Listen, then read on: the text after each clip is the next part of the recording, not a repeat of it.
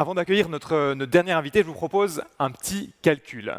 Chaque jour, chaque Suisse produit en moyenne 2 kg de déchets. On est 600 dans cette salle, ça nous fait à peu près 1,2 tonnes de déchets. C'est ce qu'on va produire tous ensemble aujourd'hui en termes de déchets. C'est une des productions de déchets les plus grandes d'Europe.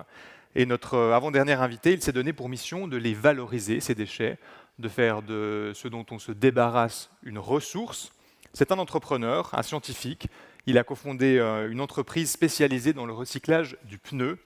Et vous le verrez, quand on croit qu'un déchet, c'est la fin de vie d'un objet, c'est la fin d'un cycle, lui, il va nous démontrer tout le contraire. Il va nous démontrer que justement, ce n'est que le début d'un nouveau cycle. Alors les déchets, pollution ou mine de matières premières, les réponses de Pierre Cladny.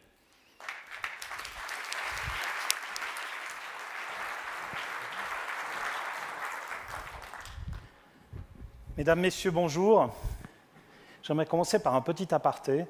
Karine C. m'a interpellé tout à l'heure et puis je me suis fait quelques réflexions. Alors, messieurs, je vous rassure, la croissance du ventre est décorrélée de la perte de cheveux. Donc, voilà, rassurez-vous. C'est le scientifique qui est en moi qui vous parle. Alors, essayons un petit peu d'aborder un sujet. Mon ami Thomas Buchy, en fait, vous a parlé du vivant, donc ce qui est à l'origine.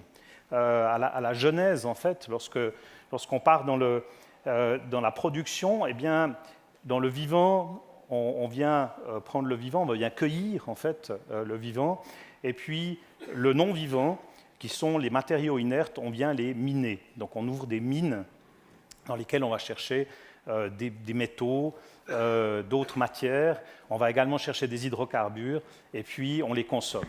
Et puis, moi, je me suis situé tout à l'autre bout de la chaîne. Donc, on va les chercher, on les utilise, on les transforme, on les consomme, et puis ensuite, on a des déchets. Et ce qu'on vous a toujours raconté, c'est que ces déchets, c'est terrible. En fait, c'est horrible, c'est vraiment une espèce d'externalité négative de nos activités. Eh bien, je suis désolé, mais l'activité humaine génère des déchets. Théo vous a dit tout à l'heure, environ 2 kg de déchets par jour et par habitant en Suisse. Donc c'est quand même relativement important. 650 kg par année pour chaque habitant en Suisse. Eh bien, qu'est-ce qu'on peut en faire? Et le point de vue, en fait, qui a été adopté pendant des années, était simplement de les collecter et puis de les brûler dans des systèmes d'incinération. Et ça, c'est assez dommage, parce que ça ne permet pas véritablement de les valoriser. Et je me suis donné pour mission, il y a à peu près une vingtaine d'années, j'ai aussi eu un choc par rapport à ce qui s'est passé, ce qui se passe dans le monde, et je me suis dit, cette énorme quantité de déchets, pourquoi est-ce qu'on ne la considérerait pas comme une mine, par analogie, par image, de matières premières que l'on pourrait valoriser? Et c'est ce dont je vais essayer de vous parler aujourd'hui. Alors, la Suisse produit 6 millions de tonnes de déchets ménagers et 50 à 70 millions de tonnes de déchets industriels par année. Qu'est-ce qu'on en fait? Alors, d'abord, il faut savoir ce qu'on en fait. Donc, je vais passer l'agenda. Alors, d'abord, il faut savoir de quoi on parle. Alors, posons quelques chiffres. Le professeur Pudgen l'a dit tout à l'heure. Posons les chiffres. Nous importons environ 50 millions de tonnes de matières premières en Suisse chaque année. Et nous en consommons à peu près 108 millions de tonnes, dont, à peu de choses près, la moitié en hydrocarbures. Donc, ça, c'est l'essence, le diesel, l'huile de chauffage et autres. Et évidemment, nous brûlons, et puis ça part en CO2 dans l'atmosphère. Mais 55 millions de tonnes de déchets solides, eux, sont simplement incinérés.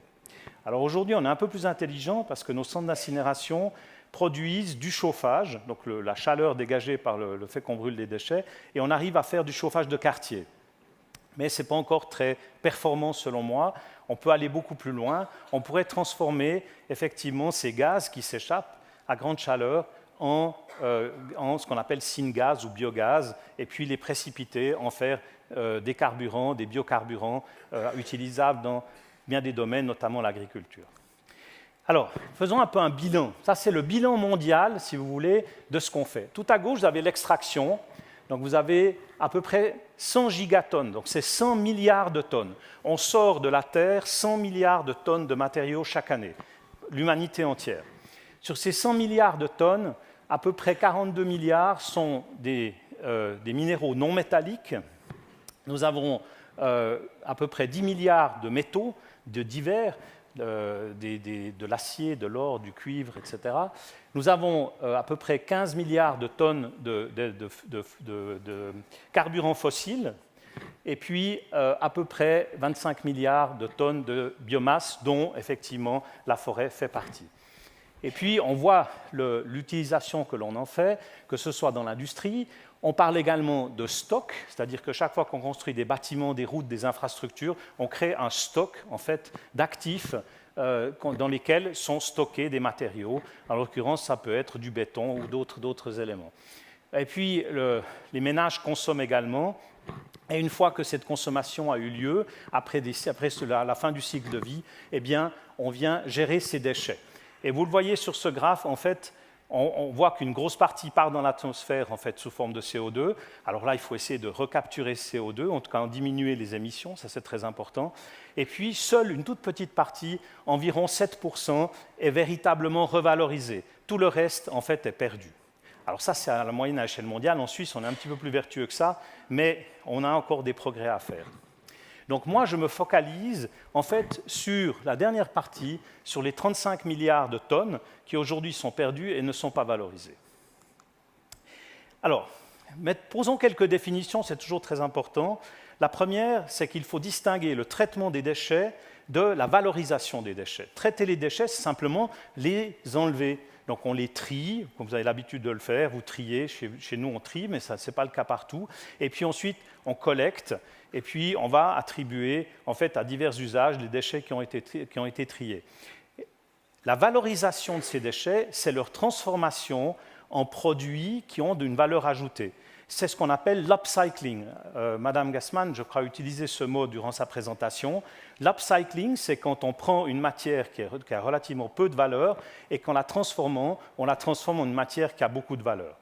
Alors, à titre d'exemple, si je prends du bois de construction qui est un déchet, que je le brûle et que je fais de la chaleur, c'est du downcycling. D'accord ? Je prends une matière en fait, qui pourrait être utile dans d'autres circonstances. Qu'est-ce que je fais ? Je la brûle, je produis du CO2 en faisant cela. Et puis en plus de ça, tout ce que je fais, c'est un peu de chaleur. Et on pourrait faire beaucoup mieux que ça. D'accord ? Bon, bien définir les choses. Alors, voilà un petit peu le bilan. Donc, je vous parlais de 650 kg pour chacun d'entre nous par année. 165 kg, on arrive à le transformer en biomasse, en biogaz, en syngas, donc le gaz de synthèse. Tout ça, c'est très bien. 165 kg également sous autre forme de transformation. La plus connue, c'est le verre. Par exemple, lorsque vous triez vos bouteilles en verre, le verre est fondu et réutilisé pour faire des bouteilles. Et puis les bouteilles en PET, le PET se recycle extrêmement bien. Donc quand vous triez vos bouteilles en PET, ça fonctionne. Donc là, ça marche. Même malheureusement, 3 millions de tonnes sont toujours mises en décharge et incinérées. Et ça, ce n'est pas très heureux, on pourrait en faire beaucoup mieux. Maintenant, si on vient sur les déchets industriels, qui eux sont pratiquement 10 fois plus élevés que les déchets ménagers, eh bien, il faut savoir que 40% proviennent en fait de la construction, et ce secteur est encore peu enclin à recycler. Vous le savez, quand on démolit des anciens bâtiments, on a des gravats, et puis on va chercher à les enterrer, on va faire creuser des trous pour les enterrer. Vous vous souvenez de la ZAD du Mormon, je pense qu'elle est en présence un peu dans les esprits, donc vous comprenez que c'est un problème. Alors que des technologies aujourd'hui pour recycler le béton existent, on pourrait produire en fait du ciment et du béton à partir d'anciens ouvrages en béton si on y mettait un tout petit peu de volonté, et ce n'est pas très compliqué, et on ferait chuter en fait l'impact des émissions de CO2 de béton de 30 à 40%. Ce sont des choses qui aujourd'hui ont été confirmées et validées. Donc, vous voyez, là aussi, on pourrait tout à fait décider, s'il y avait la volonté politique, de dire tout nouvel ouvrage en béton doit être constitué de 5, 10, 15% de matériaux recyclés, et les choses joueraient très très bien. Alors, on parle souvent de recyclage pour des choses qui n'en sont pas selon moi. Alors, prenons un exemple qui me concerne tout à fait, c'est le problème du pneu. Alors, comment est-ce qu'on recycle les pneus? Je ne sais pas si vous êtes posé la question. Votre voiture, vous changez les pneus une fois tous les 2 ans, 3 ans, ça dépend de la quantité de kilomètres que vous faites. Puis, est-ce que vous êtes demandé ce qu'on fait de ces pneus? Ces pneus usés, eh bien, je peux vous le dire, la plupart sont coupés en morceaux, à manière mécanique, avec des espèces de grands couteaux, et puis sont envoyés dans les cimenteries de M. Schmidheiny, pour chauffer, en fait, pour produire du clinker. Il faut chauffer entre 700 et 900 degrés pour produire du clinker. C'est d'ailleurs le fait que le béton, en fait, est un consommateur de CO2 provient en fait de la réalisation du ciment. Et puis, pour moi, si vous voulez, brûler du pneu, c'est l'aberration totale. D'accord ? J'ai du carbone à l'état solide qui est dans le pneu.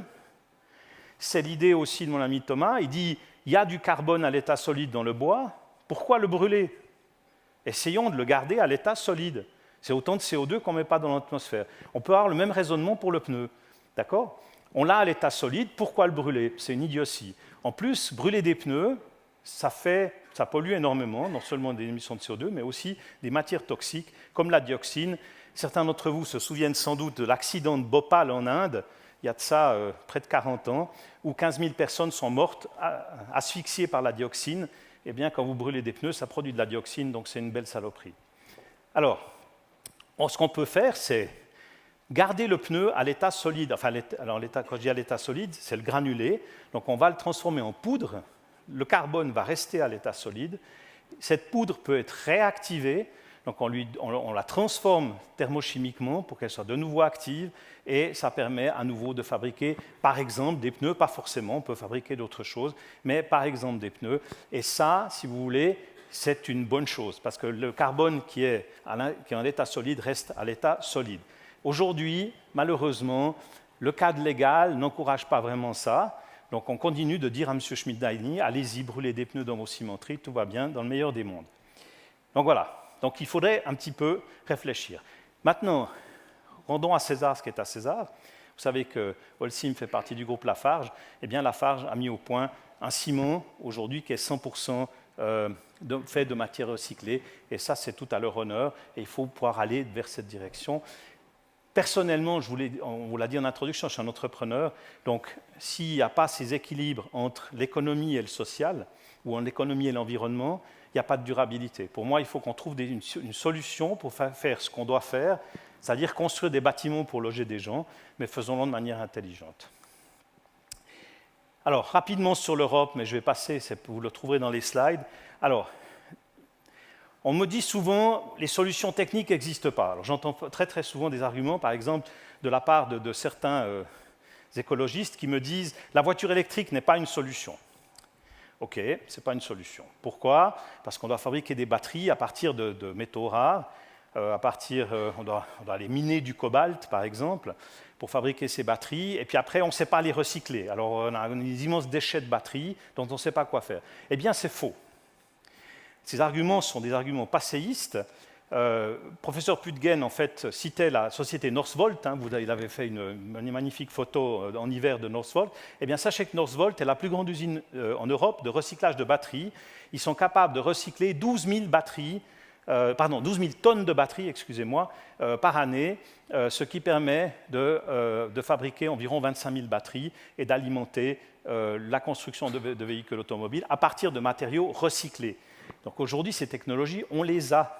Simplement, on ne veut pas les mettre en route. Et pourquoi est-ce que les Suédois peuvent le faire ? La Suède, certes, c'est un pays géographiquement plus grand que la Suisse, mais en termes d'habitants, on n'est pas très très loin. Donc, si la Suède peut le faire, pourquoi nous, on ne pourrait pas le faire ? C'est tout à fait possible. Ça permet également de récupérer des métaux rares qui peuvent être utilisés à d'autres fins, comme par exemple le nickel, le manganèse, le cobalt ou le lithium, qui peuvent être utilisés dans d'autres applications, notamment dans certains engrais qui peuvent être utiles à l'agriculture. Donc on le voit encore une fois, on importe ces matières premières de mines qui nous viennent d'Afrique, alors que l'on pourrait venir miner en fait cette source qui est chez nous, qui sont ces batteries qui arrivent en fin de vie. L'innovation dans le secteur en fait, du recyclage, elle est énorme. Chaque jour, je vois passer des nouvelles sociétés qui trouvent des nouvelles manières de revaloriser en fait, ce qu'on appelle des déchets. D'ailleurs, nous, on hésite à les appeler déchets. On commence à essayer de trouver d'autres sources, d'autres manières d'appeler ces matériaux qui ont véritablement de la valeur. Et je vous en cite quelques-uns ici de l'innovation dans le secteur, notamment la captation du CO2. Vous avez entendu parler de notre entreprise aujourd'hui qui essaye d'extraire le CO2 pour le liquéfier ou pour l'injecter dans les sous-sols, voire en faire des engrais. D'ailleurs, le carbone et l'oxygène, en fait, on en a besoin pour fabriquer tout ça. Ensuite, nous avons une autre technologie qui provient de Suisse. En Suisse, on a beaucoup de matières grises, qui s'appelle la photopyrolyse. Alors, qu'est-ce que c'est que la photopyrolyse? En fait, c'est une technologie qui a été inventée par un professeur de l'EPFL, Hubert Giraud, et qui permet, avec des flashs très rapides, imaginez un appareil photographique avec des flashs, et qui permet, avec ces flashs très rapides, de chauffer la matière, et notamment la matière organique, c'est-à-dire votre plure de banane ou les restes de votre déjeuner. Et en faisant cela, je vous passe les détails, mais il y a une transformation qui se produit instantanément, et ça permet de dégager de l'hydrogène. Donc aujourd'hui, on sait fabriquer, mesdames et messieurs, de l'hydrogène à partir de vos déchets ménagers. D'accord ? Ça, c'est la Suisse d'aujourd'hui. C'est des choses dont on est capable aujourd'hui de le faire. Et j'ai moi-même financé un prototype dans un laboratoire qui permet en fait de démontrer qu'on peut le faire à une échelle industrielle et ça fonctionne. Donc, mettons les moyens, si vous voulez, de traiter les déchets de manière intelligente. L'hydrogène est véritablement le carburant de demain, on le sait très bien. Et puis, si on pouvait le fabriquer à partir des déchets ménagers, ça serait assez fabuleux, n'est-ce pas ? La dépolymérisation, est une autre technologie qui permet en fait de transformer des déchets plastiques qui ne sont pas traités aujourd'hui ou très peu traités. On parle du PET, le PET est une exception, mais les autres déchets plastiques, et notamment ce qu'on appelle le e-waste, pardonnez-moi cet anglicisme, le e-waste c'est electronic waste, c'est-à-dire que ce sont tous les déchets qui proviennent des appareils électroménagers et des appareils multimédia. Chaque fois que vous jetez votre frigo, ou votre machine à laver, ou votre ancien téléviseur, etc., eh bien, une fois que l'électronique a été enlevée, il reste les plastiques. Et les plastiques, en fait, ce sont un mélange de plastiques. Ce n'est pas un seul type de plastique. Le cadre, par exemple, peut être dans un certain type de plastique, le fond, un plastique différent. Et le fait de broyer, en fait, ces plastiques, on n'arrive pas à les séparer de manière économiquement viable. Alors, on peut le faire en laboratoire avec un spectroscope de masse, mais on ne peut pas le faire de manière économiquement viable. Eh bien, il existe aujourd'hui des technologies qui permettent de balancer tout ça dans un réacteur, et puis ce réacteur vous sort en fait un nouveau type de polymère, et ce polymère, on peut l'utiliser dans des applications qui sont extrêmement intéressantes, notamment dans l'industrie automobile, pour tout ce qui est des isolants, par exemple isolants de portières, isolants de rétroviseurs ou de capots, en fait, et ça, ce sont des applications réelles qui existent. La Suisse pourrait devenir producteur et exportateur pour l'industrie automobile de ces composants. De nouveaux ponts économiques qu'on pourrait ouvrir à ce niveau-là. Alors, je vais encore vous montrer ça, je ne vais pas m'étendre sur cette slide, mais ça, ce sont les mécanismes de captation du CO2. Vous voyez dans ce graphe, en fait, surtout ce qui est intéressant, c'est les durées. Donc, en fait, ce qui est on va dire en jaune, ce sont les durées courtes, donc les durées qui se comptent en années, voire une décennie. Et puis, en orange, vous avez les durées moyennes, c'est-à-dire qui se comptent à l'échelle d'un siècle. Et puis, en rouge, les durées très très longues, à l'échelle de plusieurs millénaires, voire plusieurs dizaines de millénaires, notamment le pétrole. Vous savez que ce sont nos dinosaures qui se sont transformés en pétrole au fil de millions d'années. Et puis, vous avez tous ces mécanismes en fait, qui sont décrits ici, qui permettent de capter le CO2 et puis de le stocker de manière inerte. Et ça, c'est très intéressant parce que ça ouvre en fait des perspectives extraordinaires pour des entrepreneurs créatifs qui peuvent venir en fait s'atteler à essayer de trouver des solutions dans chacune de ces cases qui sont là-haut. Alors, c'est quoi les opportunités d'affaires ? Et ça, je pense que c'est très important. Je vais tout de suite aller à la conclusion. En fait, il faut agir à deux niveaux. Et ça me paraît très important. Le premier, c'est qu'il faut développer des véhicules d'investissement public-privé. Le privé, tout seul, a besoin de l'appui du public dans ces technologies-là. Des pays autour de nous l'ont fait. Israël l'a fait, la Finlande l'a fait, les États-Unis le font. Joe Biden a mis 340 milliards de dollars sur la table pour faire développer les énergies vertes. Et puis, quand vous approchez les parlements fédéraux et cantonaux, on vous dit non, chez nous, il y a un dogme. L'État ne se mêle jamais de l'économie privée, donc on ne fait rien et on est les seuls. Donc on est tout seul au milieu sur notre petite île, et ça c'est un petit peu malheureux. On pourrait trouver des mécanismes intelligents qui renvoient l'argent également dans le public. Il existe des mécanismes qui sont bien connus et qui ont été testés depuis des années. Et là, je dis, l'enjeu, ce n'est pas le business, si vous voulez. Thomas parlait de ces équilibres entre l'homme, l'environnement, l'argent, etc. L'enjeu, ce n'est pas le business, c'est la vie sur Terre. On ne peut pas, à 8-9 milliards d'êtres humains, continuer à produire des gigatonnes de déchets et ne rien en faire, ne les laisser dans l'environnement. Donc ça, ce n'est pas possible, il en va de l'enjeu de la vie sur Terre. Donc le problème est un petit peu plus grand que, pardonnez-moi, mesdames et messieurs, que les élections d'octobre. Donc voilà, il y a des choses un petit peu plus importantes à faire. Donc l'approche doit être systémique. Elle ne peut pas être simplement chacun dans son coin. Il faut qu'on se mette ensemble pour trouver une solution. Le législateur doit légiférer et favoriser, voire imposer l'usage de solutions existantes. Et c'est un libéral qui vous parle, donc si ces mots viennent de ma bouche, ça a quand même un certain poids. Mais ma foi, il y a des fois où on ne peut pas faire autrement que de trouver des solutions où il faut pousser un peu les gens à les adopter. Et puis finalement, je vais vous montrer cette dernière slide, je n'ai pas besoin de la lire, mais ça sera en guise de conclusion. C'est qu'en agissant, donc là, si vous voulez, ce qu'on voit, c'est le globe. Et on voit, en fait, on vous dit dans les journaux, dans les médias, on vous dit on utilise 1,5 fois ou 2 fois la Terre, ou 3 fois la Terre, les capacités de la Terre. Eh bien, je me suis permis de faire ce graphe, inspiré d'une source du CGR, où on voit qu'en agissant sur ces différents traitements, donc vous avez l'acidification des océans, l'utilisation de l'eau claire, les aérosols, etc., eh bien on arrive à réduire en fait l'impact. Et ce que vous voyez là, ce sont les réductions de la consommation de la Terre. Et en appliquant en fait les méthodes que je propose ici, eh bien on revient à moins d'une consommation d'une terre telle qu'on le conçoit aujourd'hui, ce qui est pas mal, c'est durable. Voilà, la conclusion, c'est qu'en revalorisant les déchets, nous pouvons créer une industrie qui traite globalement de 30 milliards de tonnes de matières premières, soit une réduction de 30% de ce que nous extrayons globalement du sol, de la terre en l'occurrence, et ça, c'est une industrie à 1 000 milliards de dollars par année. Alors je ne dis pas qu'en Suisse, je parle globalement, et ça, évidemment, ça doit soulever quelques intérêts. Voilà, j'arrête là, messieurs, dames, merci.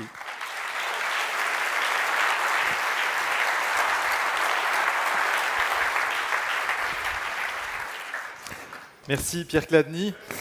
J'ai envie de vous soumettre une citation que j'ai trouvée dans un rapport de la Confédération qui date de mai dernier et qui disait, je le cite, « Les Suisses sont les champions du monde du recyclage. La moitié des déchets est recyclée et l'autre est transformée en énergie. » En Suisse, on fait tout juste. Oui, alors, le politique a parfois l'habitude de mettre un beau vernis sur certaines choses pour se donner bonne conscience. Je dirais, alors, ce n'est pas tout à fait faux. Il faut avouer que c'est assez vrai, dans le sens où si on estime que brûler des déchets dans un incinérateur, produire de la chaleur et distribuer cette chaleur dans le quartier pour chauffer des habitations, c'est faire du recyclage, oui, on n'est pas très loin de 100%. On est à 93-94%. Mais ce n'est pas de ça dont je parle. En fait, ce dont je parle, si vous voulez, c'est vraiment l'upcycling, c'est-à-dire l'utilisation de ces déchets pour en faire des objets qui ont une valeur supplémentaire. Vous dites dans votre présentation, l'enjeu, ce n'est pas le business, c'est la vie sur Terre. Oui. Mais quand on fait du business, quand on est une PME, et il y en a quelques-unes ici dans cette salle ce matin, pardon, quand on est une PME, la priorité, c'est quand même un peu le business. C'est payer les salaires, c'est faire un bénéfice. Comment on arrive à renverser peut-être cette... Écoutez, alors de manière extrêmement concrète, il n'y a pas besoin de convaincre les gens lorsqu'ils sont confrontés à des problèmes concrets. J'ai la chance d'être au conseil d'administration d'une ou deux PME dans le canton de Vaud, et qui sont des PME industrielles, donc qui ont besoin de s'approvisionner en matières premières. Et lorsque la guerre en Ukraine a éclaté, eh bien, les sources d'approvisionnement se sont taries. Donc, ou ont été allongées. On passait de quelques semaines à plusieurs mois, voire 1 année et demie pour s'approvisionner de certaines matières premières, sans compter l'explosion des coûts de l'énergie, etc. C'est des problèmes très concrets. Alors, si moi je vous dis que j'ai une solution aujourd'hui pour produire la matière première en Suisse à un coût fixe, au lieu d'avoir un coût qui est un prix de spéculation sur le marché, c'est le cas des pneus. La matière que nous fabriquons chez TRS est à un coût fixe. Le caoutchouc, lui, est une matière première qui est tradée sur les marchés financiers et qui a un prix qui fluctue. Donc voilà, on résout des problèmes extrêmement pratiques. Très bien. Merci beaucoup. Merci.